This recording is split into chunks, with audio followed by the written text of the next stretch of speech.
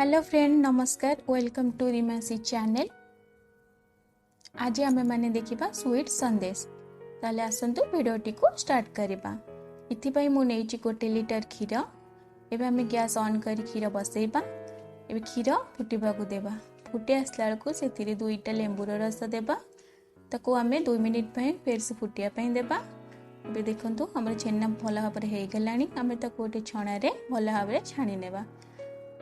तो आम छेनार पानी बाहर करी नहींचे।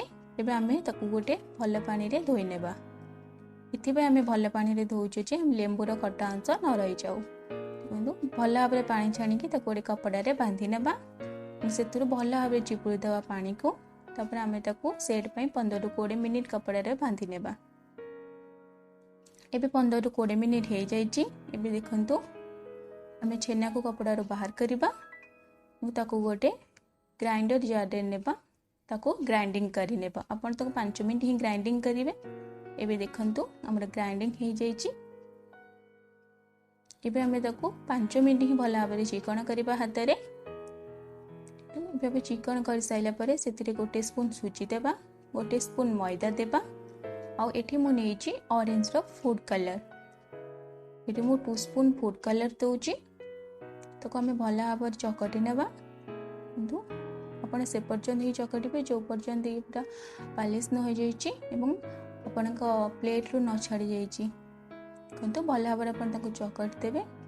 चकट साइला परे आपण ताको छोट छोट गोला करी नेबे। तो पूरा गोल गोल बॉल भरी कर नेबे। बॉल भरी कर साइला परे आपण ताको किंतु प्रेस कर देबे एवं सेंटर रे निज फिंगर रे ताको ही प्रेस करिवे। जमती देखो आपण सेमती ही करेंगे। किंतु एमती करके आपण सब मिठा को गढ़ी नेबे। तो देखो ये सब मिठा आमर हो जाइए। एबे हमें कढ़ाई नेबा। सेतिरे आपण 1.5 ग्लास पानी देबे।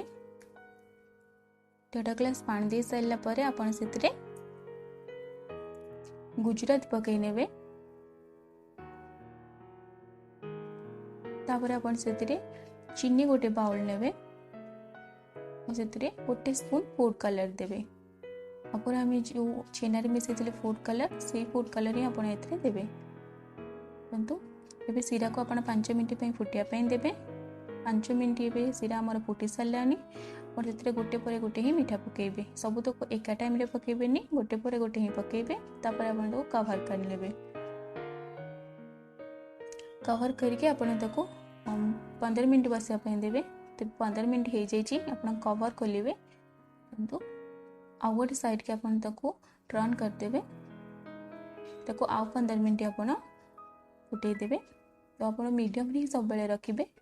तो यहाँ टोटाल आपनकर 30 मिनिट लगिबो। एबे हमर 30 मिनिट हो जाइए। हमर पूरा मिठा रेडी हो जाइए। आपण ताको चेरी रे ही गार्निशिंग कर नियंतु। एमती आपण मानक जदि मो वीडियोटी भल लागु थाए ताले लाइक कर दियंतु, शेयर कर दियंतु, मो चैनल को सब्सक्राइब कर दियंतु। सब्सक्राइब कला परे बेल आइकन को प्रेस करिया पे बिल्कुल भी भूलंतुनी।